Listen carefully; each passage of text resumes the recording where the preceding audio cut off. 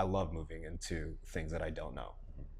I think that's what causes a lot of growth. I sometimes won't know what to do next. I think being resourceful was one of the biggest things that I could have done to get to where I am now. And I think it's going to continue being one of those, traits that will carry me into the places that I hope to go.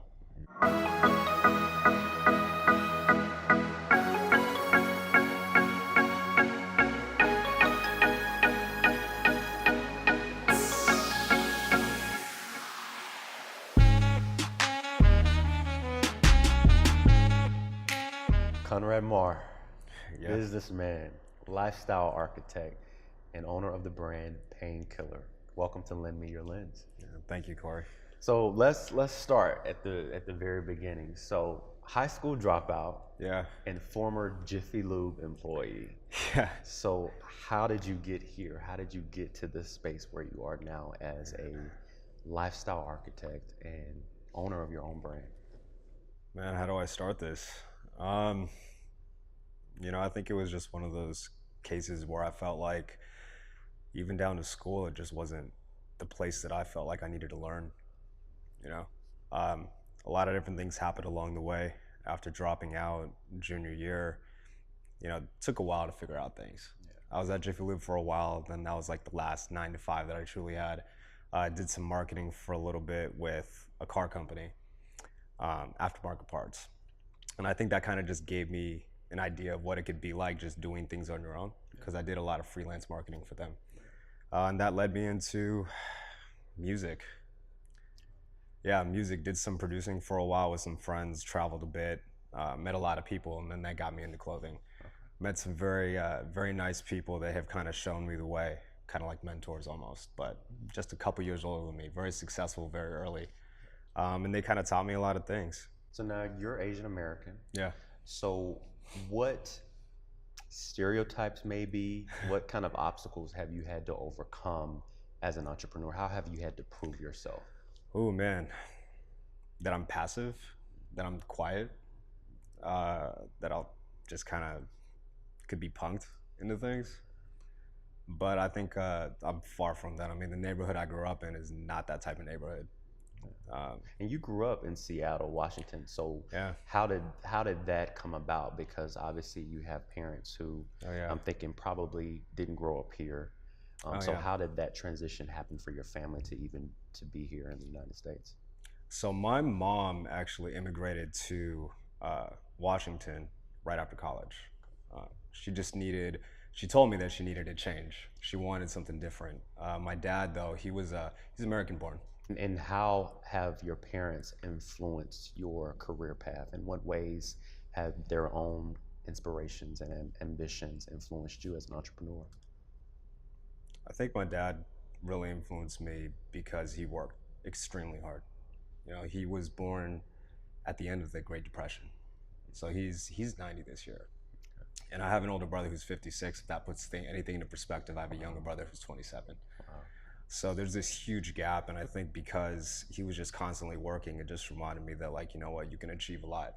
He raised 6 kids. Yeah. And I think by any means that's a success. Yeah. So I think for me, it was just always instilled to just put everything you can in everything that you do. Okay. And then also be happy with it and care for the family that you have around you. Mm-hmm. Now, with Painkiller, why did you decide to be here in Los Angeles, California, and how has that fueled the success of your brand being here in LA? California is kind of the mecca for CrossFit, the exact area that we decided to focus on first. There's a lot of different fitness brands out there, and they all kind of operate within the same space, whether it's bodybuilding or mixed martial arts. You see that. But CrossFit is a sport that's been around, but now really starting to catch steam in mainstream. And with all the different gyms out here, we kind of took on this guerrilla marketing tactic, right? And instead of trying to place it all on just ambassadors, we're going into gyms, talking to coaches, talking to the owners, and putting it on the coaches. We're trying to take this approach that's really homegrown versus just blasting into the space and see how people react.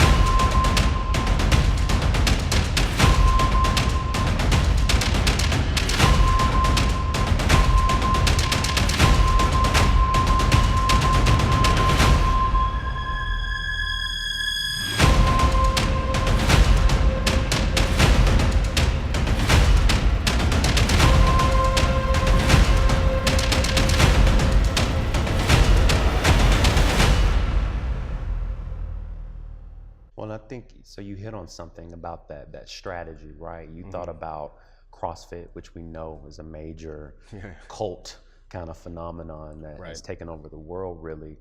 So, what advice would you give to someone who they want to get in this lifestyle kind of fitness industry? Talk a little bit about your strategy, about how you decided, like, this is where I want to be. This is my audience. This is who I want to pursue.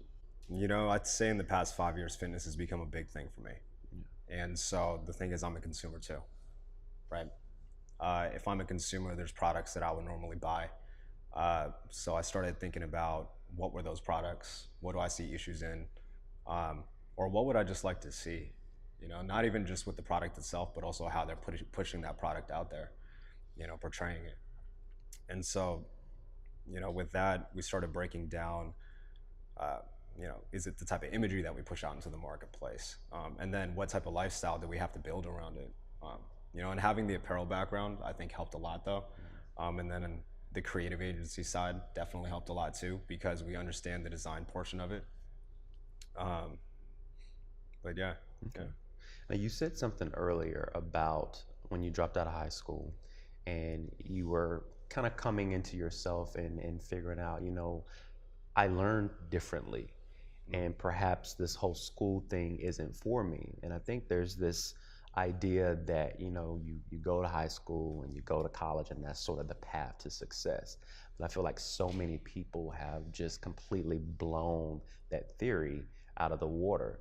So, since you didn't go that traditional path, what would you say have been some of your like greatest learning educational moments throughout your career? Um, I saved up a lot of money working at Jiffy Lube in the marketing, trying to start that first company. And I fell kind of flat on my face for the first 6 months. But I went into it thinking that I knew everything. I thought that I understood exactly what the market was going to look for, how to sell it, how to get into people's hands. That was not the case. So I think one of the greatest things that I got from it was remaining humble, recognizing that you don't know everything, and every person that you meet is going to teach you something, um, whether that's how to maneuver or what to look for, even in yourself. You know. Now, one of the things I peeped on your website, painkiller.com, is you talk about that, failure is part of the process and you become better as a result of it. So what has been one of those failures that you would say that certainly made you better as a person? Wow. One of the failures, my my failures, I have quite a few. I have quite a few that have gotten me here. I'd say one of the biggest failures that I had uh, was recognizing that I need to just focus my energy. I think when you're young and when you're trying to pursue all these different things and ideas, you think that you can tackle them all. And that was a huge failure for me. It definitely didn't allow me to grow as quickly, or I believe it didn't allow me to grow as quickly as I could have. Uh, but in the past several years, learning to just say no to things, learning to say, I eliminate this doubt um, in those ideas, because it's not doubting those ideas, it's just doubting my ability to execute that one. So let me put my energy into the things that I do focus on and that I know that I can do. Right. Now, you're not doing all this alone. No. You actually have a business partner Hmm. who's also your significant other. Yeah, my So girlfriend. talk a little bit about when you figured out, okay, I can do it on my own, and I actually want to do it with someone that's not just my friend. Talk about sort of that dynamic of your business partnership. I've had a couple business partners, Okay. so I've learned a lot about just communication and working with other people on that way, right? Because it's very different than managing a team. Because as a business partner, I had to say, okay, well, we both have an equal say in this. I respect your vision because you and I have to align that way in order for this to grow in that direction. Um, I sat there and I was thinking, painkiller is a cool idea, but I'm just one perspective. I'm not always right. I'm probably wrong a lot more than right, but I feel like you need somebody that's honest, and I know she's honest with me. Mm. You know. Like I'm gonna present an idea, and if it gets challenged, I know she's not coming from a place that's out of aggression or just because she wants to disagree with me. She has a reason, and I'm willing to listen to that. And I think that we balance each other out very well like that. Yeah. And plus, she has some strengths that I don't have. Whether it comes to the management of the day-to-days, and her and I both have production experience, but she knows how to get into the details and managing larger teams than I do. I'm more of the creative side, right? Yeah. So it sounds like it was really a matter of balance, right? Yeah. And finding a business partner who maybe had strengths that you didn't have. Absolutely. And I think I've found that in my own life, specifically when you talk about the honesty part. I think when you're in your 20s and you're young, you kind of want yes men around you, right? You want people who are going to kind of affirm that, what you're doing is dope. Right. But there's something that happens when you are willing to say, you know what, I actually need some critique. I need some people around me that are going to sharpen me in ways that perhaps I'm not my sharpest. Right. So you also have another business partner, another brand, Success Lab. Right. So talk to me a little bit about what Success Lab is.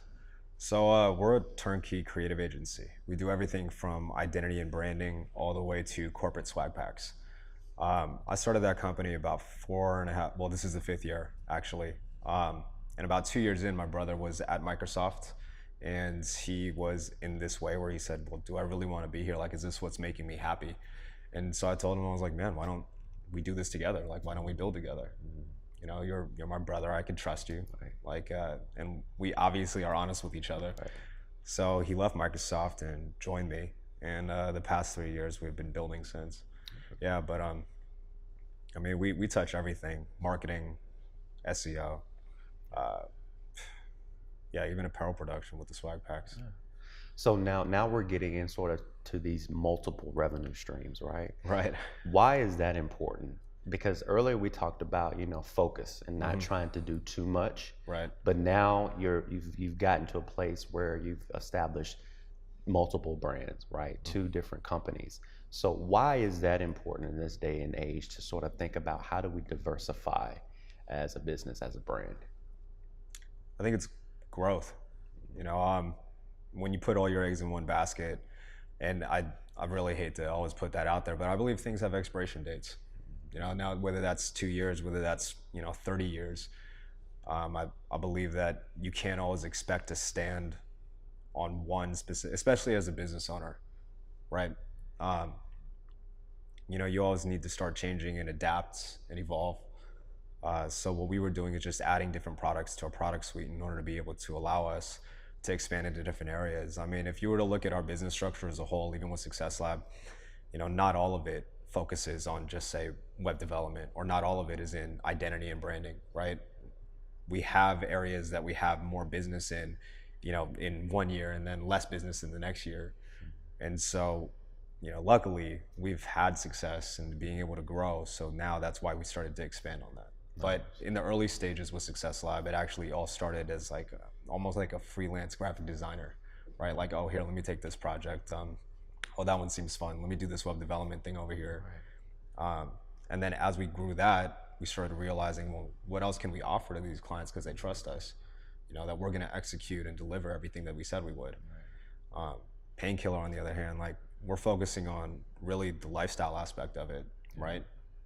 Which is why the majority of our stuff is very branded right now. But once people recognize that and we can start pushing forward into other types of product categories, that's the ultimate goal. Right. Now, what makes people, you feel, want to adopt a certain brand? Like, what are some key things that a brand has to have to really get that following that we know so many people want? In my category, I think it really has to do with inspiration, or just something that you aspire for, right? The thing is that this generation, I believe, has kind of moved into this area where it's, they don't care, like they do, but they don't care about like, oh, is this a designer brand name right there, right? They're more worried about like, well, no, what's the social aspect of it? Like, what does this mean to me? Does that make me a better person? You know, and I guess I can't speak for all brands, but I do feel like that's where a lot of things have been moving socially, right? Mm-hmm. And we try to put a strong focus with everything that we do. Like for Painkiller, it's, you know, just progression. It's a choice, right? And we hope that people choose to progress in their lives, um, whether that's through health and fitness, whether that's in their career paths. Like that's what we want to push. Um, and it's not always a pretty picture, though, Yeah, right? yeah. And I know that's what really resonated with me about your brand is someone who was an avid CrossFitter, unfortunately had to have two back surgeries. Not that I think all of that came from working out too hard, but I know going into those surgeries, what helped my healing process was the fact that I had been so active. So for me, I don't look at the pain as this negative in my life. I look at it as a way of making myself better. Just Yeah. like you said, that progression in life. So for me, I think for anyone who, views whatever ups and downs of life that they have, but they have an outlet such as working out, I feel like your brand speaks to that person. Mm. So Yeah, we hope. yeah, I mean, it's a journey, right? yeah, We should embrace it. absolutely. Now, one of the things we do here at Lend Me Your Lens is we go to social media. We see, okay, what is your brand as an entrepreneur on social media? Does it mirror what your brands are? And so, one of your hashtags that you often use is Into the Shadows. Yeah. So, can you talk to me a little bit about what Into the Shadows means for you? It's going into the unknown. You don't always know what's there. Well, actually, I think it's two things for me.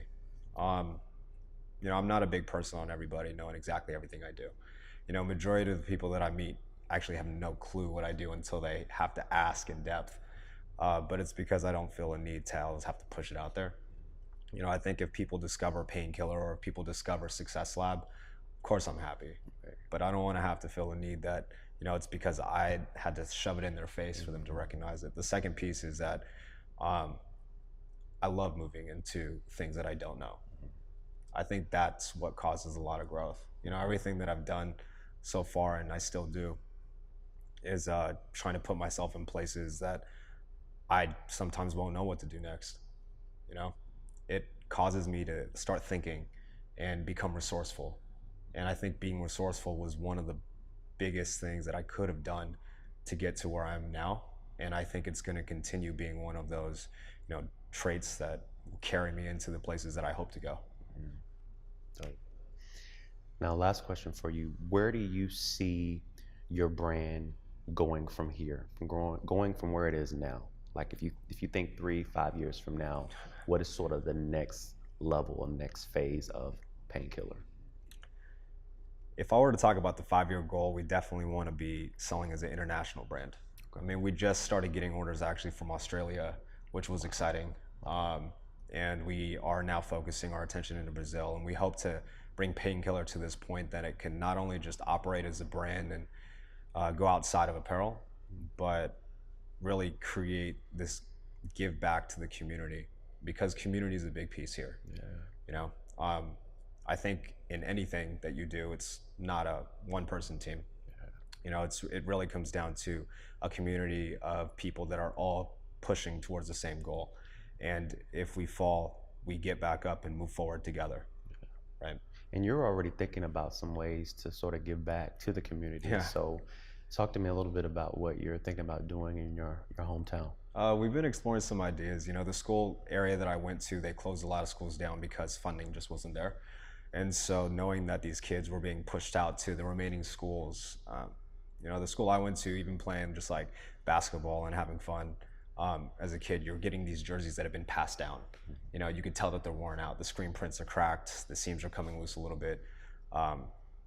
And you know, it doesn't always have to be like that. One of the schools that we played had brand new jerseys every single year.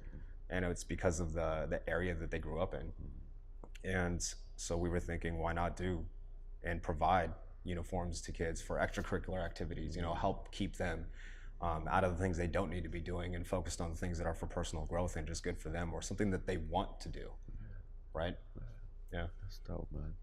So tell our viewers how they can find out more about you and your brand Painkiller. You could find us on social media. It's Painkiller Official, and that's PAINKLLR, or painkiller.com. Spelled the exact same way. Sweet.